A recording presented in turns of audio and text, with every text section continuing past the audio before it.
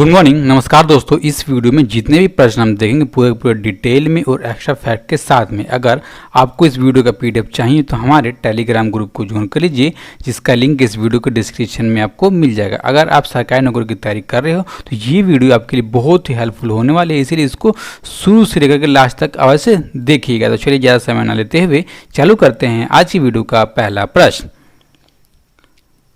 विश्व स्टार्टअप पारिस्थितिकी तंत्र की रैंकिंग 2020 में टॉप 30 जीनोम द्वारा जारी किया गया शीर्ष 30 की सूची में एकमात्र भारतीय शहर कौन सा है? तो एकमात्र भारतीय शहर है बेंगलोर, जिसकी रैंकिंग है 26वें नंबर पर। अब देखिए, जब इस रिपोर्ट को जारी किया गया तो क्या तथ्य ध्यान में रखकर जारी किया गया? दोस्तों, देखा गया कि जो नए स्टार्टअप है, जो नए बिजनेस खड़े हो रहे हैं, वो हमारा जो पारिस्थितिकी तंत्र है उसको बचाने में कितना अपना योगदान देते हैं, कितना अच्छा उनका प्रदर्शन है, उस पर कितना पैसा खर्च करते हैं इसको बचाने में, उनकी कनेक्टिविटी कितनी, और अलग अलग पैरामीटर पर दोस्तों रखकर इसको जांच किया गया। अब देखिए दोस्तों, हम लिस्ट देखेंगे कि नंबर 1 कौन रहा और भारत के और शहर दूसरे कौन से रहे इस लिस्ट में। दोस्तों, भारत का दोस्तों अगला शहर रहा 36वें नंबर पर, कौन रहा? वो दिल्ली। नंबर 1 रहा सिलिकॉन वैली, और 2 नंबर रहा दोस्तों, जिसमें टाई किया गया न्यूयॉर्क सिटी और लंदन के बीच में। ठीक है, अब देखिए दोस्तों, हम इस रिपोर्ट से जुड़ी कुछ और तथ्य देखते हैं। जो हमारे बेंगलोर शहर दोस्तों, वो स्टार्टअप कंपनियों में जैसे पेरिस और सिंगापुर में जितनी अच्छी सुविधा दी जाती है कंपनियों को, वैसी सुविधा दी जाती है बेंगलोर के स्टार्टअप कंपनियों को दोस्तों। ठीक है, इसमें हमने ये देखा। अब देखिए, अलग हम लिस्ट देखेंगे जो नए स्टार्टअप खड़े हो रहे हैं, जो नए हो रहे हैं, उसकी लिस्ट में नंबर 1 कौन है? तो नंबर 1 दोस्तों अपना ही शहर कौन सा है? वो मुंबई है नंबर 1 पर। ठीक है, नंबर 2 है दोस्तों जकार्ता, इंडोनेशिया का शहर है। नंबर 3 में दोस्तों ज्यूरिख, स्विट्जरलैंड का शहर है। और 51 से लेकर 60 तक की रैंकिंग दी गई दोस्तों चेन्नई की। ठीक है, 71 से 80 के बीच में आया है हैदराबाद, और 71 से दोस्तों 80 के बीच में ये भी आया है पुणे भी। ओके दोस्तों, ये रैंकिंग हमने देख ली। अब हम देखेंगे कौन सा प्रश्न 2 नंबर के लिए। टाइम्स हायर एजुकेशन द्वारा जारी द यंग यूनिवर्सिटी रैंकिंग 2020 में किस संस्थान ने भारतीय संस्थान में शीर्ष स्थान प्राप्त किया? तो ये किया है ऑप्शन नंबर से, यानी कि IIT रोपड़ ने। अब देखिए, इसके टॉप 100 यूनिवर्सिटी की रैंकिंग में कितने नंबर पर आया है? तो ये आया है 62 नंबर पर, और भारत में दोस्तों इसको पहला हम कह सकते हैं। ओके, अब देखिए, आप देख रहे होंगे द यंग यूनिवर्सिटी रैंकिंग, इसका मतलब क्या हुआ? तो ऐसी यूनिवर्सिटी जिनको खुले हुए 50 वर्ष हुए या 50 वर्ष से कम हुए, वैसी यूनिवर्सिटियों को इस रैंकिंग में जारी किया गया। अब देखिए, जब इस रैंकिंग को जारी किया गया तो कौन से पैरामीटर को जज कर करके इस रैंकिंग को जारी किया गया? अब देखिए दोस्तों, जैसे हम कोई सही पेपर देते हैं तो आमतौर पर हमको 100 नंबर लेकर आने होते हैं। अब देखिए, इसमें भी दोस्तों 100 नंबर दिए जाएंगे। ठीक है, किस किस मामलों के लिए? तो दोस्तों टीचिंग के लिए 30 नंबर, ठीक है, रिसर्च के लिए 30 नंबर, और प्रशस्ति पत्र के लिए 30 नंबर, तथा अंतर्राष्ट्रीय आउटपुट के लिए 7.5 नंबर, तथा औद्योगिक उत्पाद के लिए 2.5 नंबर दोस्तों निर्धारित किया गया था। और इसमें से वो कितना रैंक लेकर आते हैं उस हिसाब से इस रैंकिंग को जारी किया गया। अब देखिए दोस्तों, हम देखेंगे रैंकिंग 1 से 5 तक के लिए। ठीक है, अब देखिए नंबर 1 कौन रहा दोस्तों? तो नंबर 1 रहा हांगकांग की यूनिवर्सिटी है, the Hong Kong university of science and technology. ठीक है, नंबर 2 पर रहा ननयांग टेक्नोलॉजिकल यूनिवर्सिटी, कहाँ की है? सिंगापुर की। 3 नंबर पर रहा Paris Sciences et Lettres PSL research university, कहाँ की रही?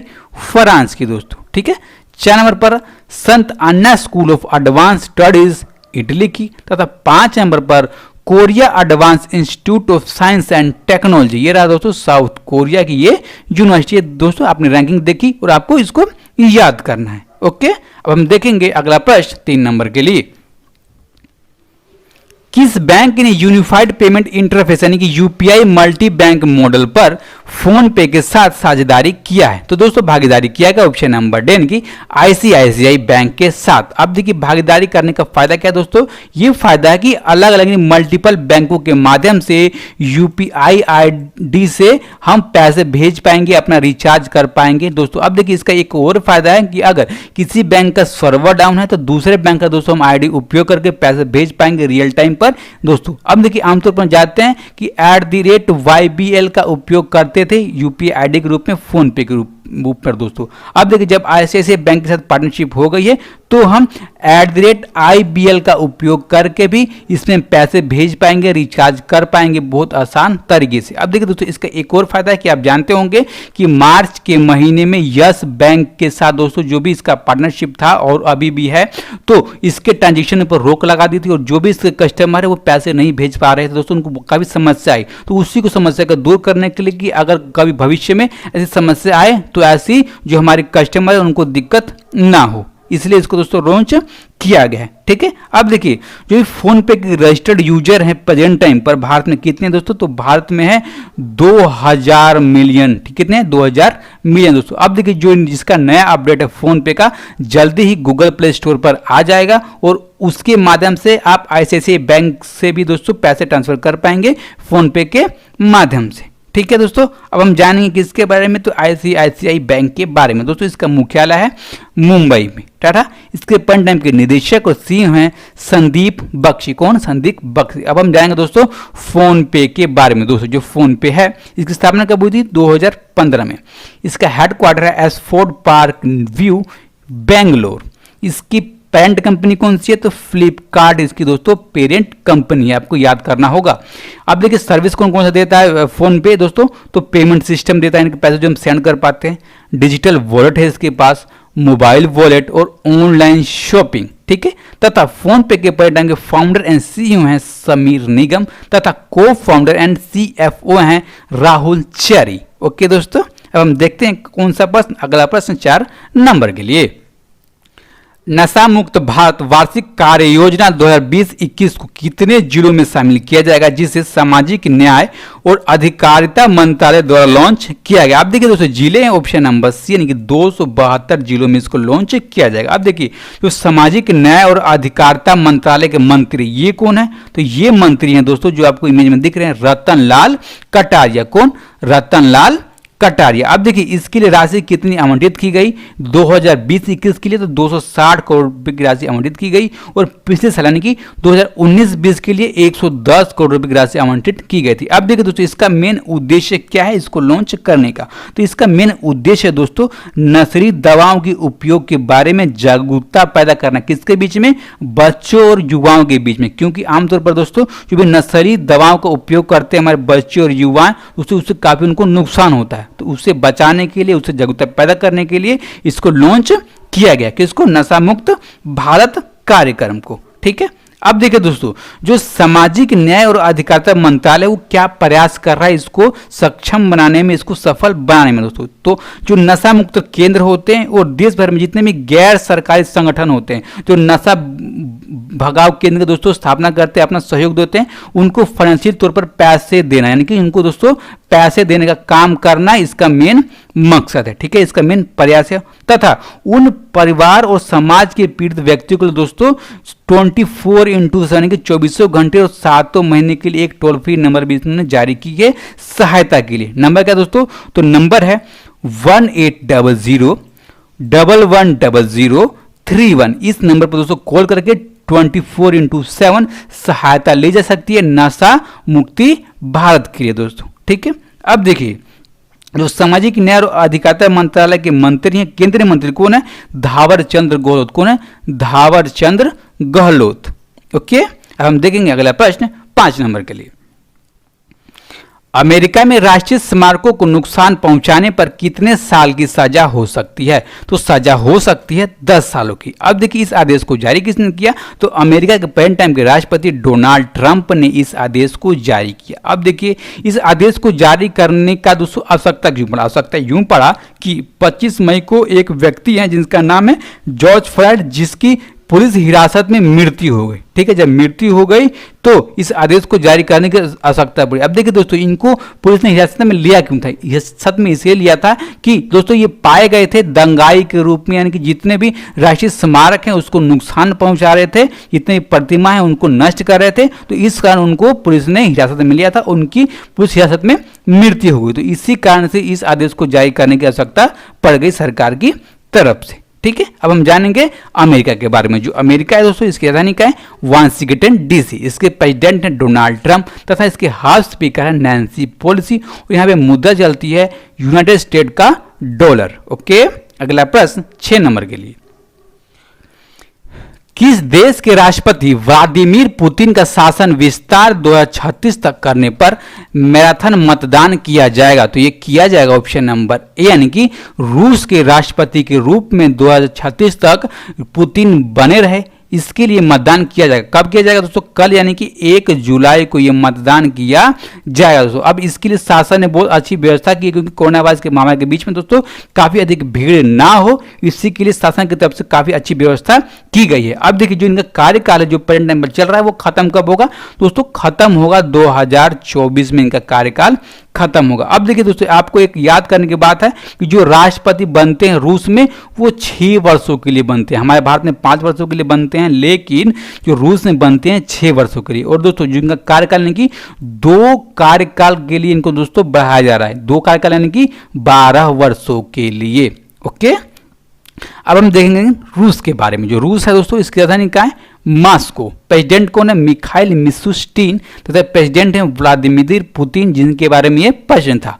मुद्रा क्या है? रूसी रूबल। ओके दोस्तों, अब हम देखेंगे अगला प्रश्न 7 नंबर के लिए।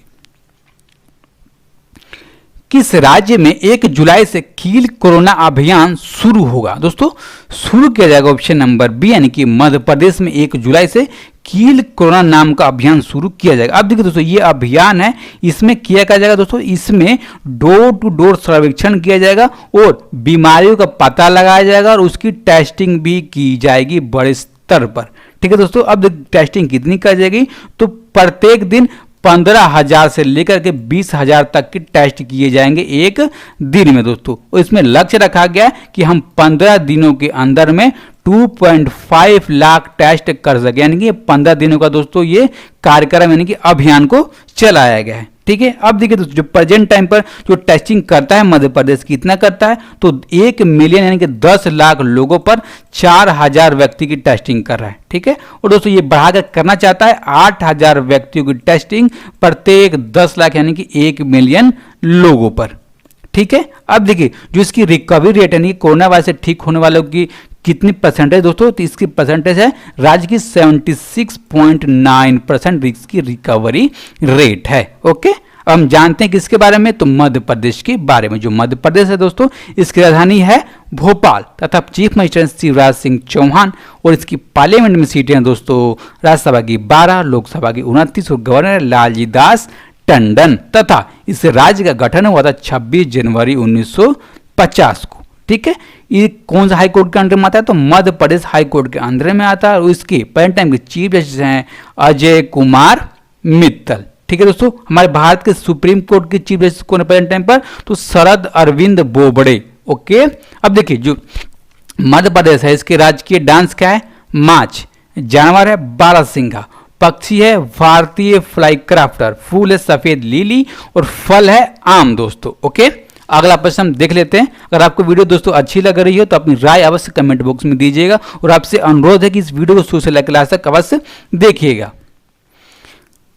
हाल ही में किस राज्य में सबसे बड़ा प्लाज्मा थेरेपी सुविधा केंद्र का उद्घाटन किया जाएगा? तो उद्घाटन किया जाएगा महाराष्ट्र में। और दोस्तों, ये दुनिया का सबसे बड़ा प्लाज्मा थेरेपी सेंटर है, केवल भारत का ही नहीं, दुनिया का सबसे बड़ा है।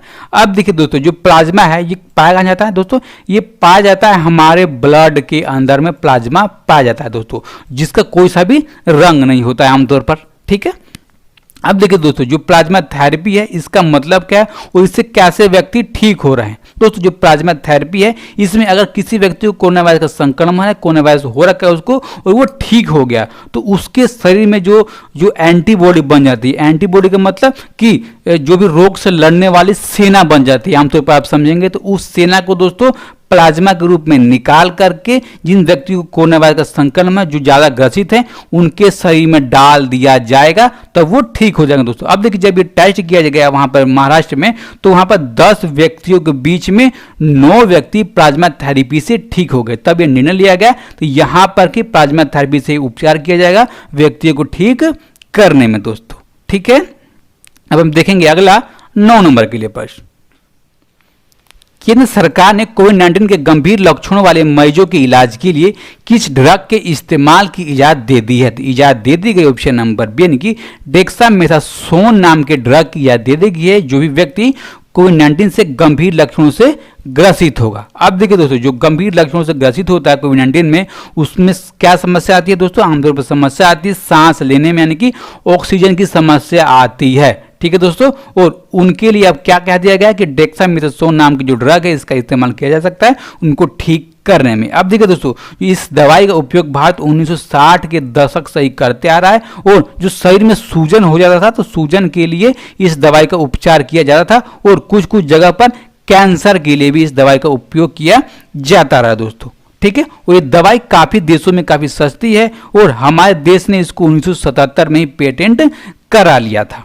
ओके दोस्तों, अब हम देखेंगे अगला प्रश्न 10 नंबर के लिए। आयरलैंड के नए प्रधानमंत्री कौन बन गए? तो आयरलैंड के नए प्रधानमंत्री बन गए ऑप्शन नंबर यानी कि माइकल मार्टिन। अब देखिए दोस्तों, जो आयरलैंड में जो सदन में टोटल सीटें 160, ठीक है, किसको लेकर के? जो सदन के स्पीकर है उनको लेकर के, लेकिन जो सदन का स्पीकर होता है उसको वोट देने का अधिकार नहीं होता। ठीक है, टोटल अब वोट कितने बच गए? तो 159 वोट टोटल बच गए। अब देखिए, इनके पक्ष में 93 वोट पड़े दोस्तों, ठीक है, इनके विरुद्ध में 63 वोट पड़े, तथा 3 व्यक्तियों ने वोट में हिस्सा नहीं लिया। ठीक है, तब इनको आयरलैंड का नया प्रधानमंत्री घोषित कर दिया गया। ठीक है, और ये 2011 से फियाना फील्ड पार्टी के नेता यानी कि इस पार्टी के साथ ये जुड़े हुए हैं। अब देखिए, जो आयरलैंड है इसकी पैलेटाइन को दोस्तों राजधानी का है, तो राजधानी है डबलिन, आपको पता होगा। इसके पैलेटाइन के राष्ट्रपति हैं माइकल डी हिंसिंग। कौन? माइकल डी हिंसिंग। तथा यहाँ पर मुद्रा चलती है यूरो। ओके, और राष्ट्र प्रधानमंत्री तो आपने देख ही लिया। ओके, हम देखते हैं अगला प्रश्न और लास्ट प्रश्न 11 नंबर के लिए। किस देश के विपक्षी नेता लाजर चकवेरा ने फिर से राष्ट्रपति चुनाव जीत लिया है? दोस्तों, जीत लिया ऑप्शन नंबर यानी कि मलावी के राष्ट्रपति चुनाव दोस्तों जीत लिया। किसने? तो लाजर चकवेरा ने दोस्तों। ठीक है, अब देखिए इनको वोट कितना मिला? तो इनको वोट मिला 58.47% इनको वोट मिला, और इनकी प्रेजेंट टाइम पर एज है 65 साल। अब देखिए दोस्तों, जो मलावी है इसका कैपिटल कहाँ है? इसका कैपिटल है लीगोगोवो। कहाँ पे? लीगोगोवो इसका प्रेजेंट टाइम पर कैपिटल है, तथा मुद्रा चलती है मलावीन क्वाचा। कौन सा? मलावीन क्वाचा यहाँ पर मुद्रा चलती है, करेंसी चलती है। ओके, अब हम देखेंगे जो हमने कल के वीडियो में प्रश्न पूछा था दोस्तों। हमने पूछा था हाल ही में बेंजामिन नेतन्याहू कितनी बार इजराइल के प्रधानमंत्री बने हैं? दोस्तों, प्रधानमंत्री बन गए ऑप्शन नंबर ए यानी कि 5 बार, और ये अब तक के सबसे ज्यादा बार प्रधानमंत्री बनने वाले इजराइल के यही हैं, बेंजामिन नेतन्याहू। ठीक है, अब देखिए इस प्रश्न का सही जवाब दिया किसने? तो दिया दोस्तों विजय कुमार, कुणाल कुमार सिंह, मयूरी भारद्वाज, अमित मलिक, यश कुमार और तपस मित्रा। इन सब दोस्तों ने इस प्रश्न का सही जवाब दिया है। ठीक है, अब हम देखेंगे आज का प्रश्न। दोस्तों, आज का प्रश्न है रेलवे के सबसे ताकतवर मेड इन इंडिया लोकोमोटिव कितना एचपी का है दोस्तों? ठीक है, अब देखिए इसमें आप इसका नाम भी बताइए कि इस लोकोमोटिव का नाम क्या रखा गया और कितने एचपी का है दोस्तों। दोनों का दोनों आप बता दीजिएगा। ठीक है, और आप दोस्तों अवश्य कमेंट कीजिएगा। ठीक है, और आप इस वीडियो को ज़्यादा लोगों तक पहुंचाने के जितने भी आपके स्टडी रीडर ग्रुप हैं दोस्तों वहां पर इसको शेयर करना, तथा अगर आपको वीडियो अच्छी लगी हो, जो भी दोस्तों चैनल पर नए हो चैनल को भी सब्सक्राइब कीजिए, वीडियो को लाइक कीजिए। ओके, ज़्यादा से ज़्यादा लोगों तक पहुँचाने के लिए शेयर कीजिए। नमस्कार, धन्यवाद।